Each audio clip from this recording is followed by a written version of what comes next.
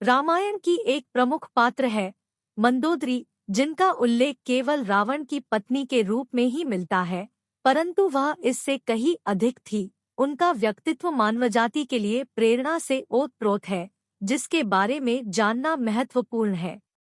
आज इस वीडियो में हम मंदोदरी से जुड़े कुछ अनछुए तथा रोचक तथ्य के बारे में जानेंगे। हिंदू पौराणिक कथाओं के अनुसार एक बार एक अप्सरा जिसका नाम मधुरा था, कैलाश पर्वत पर शिव तथा पार्वती के दर्शन हेतु पहुंची, किंतु देवी पार्वती को वहां ना पाकर अपने चंचल स्वभाव के वशीभूत होकर वह भगवान शिव को आकर्षित करने का प्रयत्न करने लगी। इतने में ही देवी पार्वती वहां पहुंची और मधुरा की चेष्टा को देखकर अत्यंत क्रोधित हो गई। क्रोध में आकर उन्होंने अप्सरा मधुरा को श्राप दे दिया कि जिस रूप पर उसे इतना अभिमान है, उस रूप को खोकर वह एक मेढक बनकर कुएं में रहेगी। श्राप सुन अप्सरा भयभीत होकर रुदन करने लगी तथा माता से दया की प्रार्थना करने लगी। फिर भगवान शिव के शांत कराने पर माता पार्वती ने मधुरा से कहा कि कठोर तप के बाद ही वह अपने असल स्वरूप में वापस आ पाएगी, किंतु तब तक उसे इस भूल का प्रायश्चित करना होगा।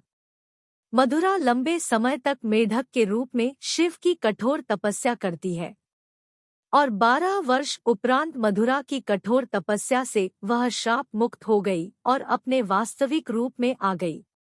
एक बार दैत्यराज मायासुर और उसकी अप्सरा पत्नी हेमा को वन में विहार करते हुए कुएं से मधुरा की आवाज सुनाई देती है। मायासुर मधुरा को कुएं से बाहर निकालते हैं और उसे बेटी के रूप में अपना लेते हैं और उसका नया नाम मंदोदरी रखते हैं। रावण मंदोदरी विवाह। एक बार रावण दैत्यराज मायासुर से मिलने आया और वहां उनकी नजर मंदोदरी पर पड़ी। मायासुर की अत्यंत सुंदर पुत्री को देखकर रावण उस पर मंत्रमुग्ध हो गया। रावण ने मंदोदरी से विवाह करने की इच्छा जाहिर की, जिसे मायासुर ने सहर्ष स्वीकार कर लिया। रावण और मंदोदरी के विवाह पश्चात 3 पुत्र हुए, अक्षय कुमार, मेघनाद और अतिकाय। रावण था तो ब्राह्मण, किंतु स्वभाव से बहुत अहंकारी था और मंदोदरी को ज्ञात था कि जिस मार्ग पर रावण चल रहा है, उस मार्ग पर उसका विनाश निश्चित है। उसने बहुत कोशिश की ताकि रावण सही मार्ग पर चल पड़े। वह हमेशा ही उसे गलत कार्यों से रोकती थी, किंतु रावण उसकी कोई बात नहीं सुनता था। मंदोदरी थी एक पतिव्रता नारी। जब रावण सीता का अपहरण कर लाया था, तब भी मंदोदरी ने ही सबसे पहले उसका विरोध किया। मंदोदरी जानती थी सीता जैसी पवित्र स्त्री का अपहरण उसके जीवन के सभी पापों में सबसे बड़ा पाप था।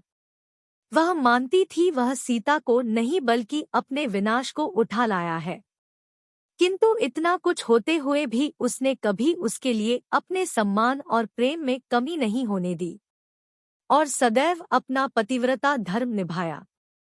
युद्ध के समय भी वह उसे रोक लेना चाहती थी, क्योंकि उसे इस बात का आभास था कि रावण का अंत समय निकट है, किंतु फिर भी उसने अपना धर्म निभाते हुए उसे तिलक लगाकर विदा किया और विजय लौट आने की कामना की।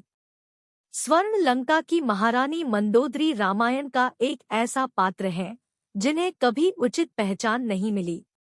उनकी पहचान केवल रावण की लाचार पत्नी की भांति प्रस्तुत की गई और बहुत कम लोग जानते हैं कि रावण की मृत्यु के बाद मंदोदरी का क्या हुआ। रावण वध के बाद विभीषण से किया था विवाह। कुछ किंवदंतियों में कहा जाता है कि रावण की मृत्यु के पश्चात मंदोदरी भी उसकी चिता में सती हो गई थी, किंतु कुछ किंवदंतियों के अनुसार लंका के कुलगुरु लंका तथा लंका की प्रजा के उत्थान के लिए मंदोदरी को विभीषण से विवाह करके राजपाट संचालित करने का अनुरोध करते हैं। किंतु पतिपुत्र के दुख में मंदोदरी खुद को महल में कैद कर लेती है। वे पूरी तरह से बाहरी दुनिया से संपर्क तोड़ लेती है और इस दौरान विभीषण लंका का राजपाट संभालते हैं। कई सालों बाद मंदोदरी फिर से अपने महल से बाहर निकलती है और विभीषण से विवाह करने के लिए तैयार हो जाती है। विवाह के बाद मंदोदरी ने विभीषण के साथ मिलकर लंका के साम्राज्य को सही दिशा में आगे बढ़ाया। कुछ पौराणिक कथाओं के अनुसार शतरंज का आविष्कार रावण की पत्नी मंदोदरी ने सबसे पहले किया था। इस खेल का आविष्कार इस उद्देश्य से किया गया था कि रावण अपना सारा समय युद्ध में व्यतीत न कर सके।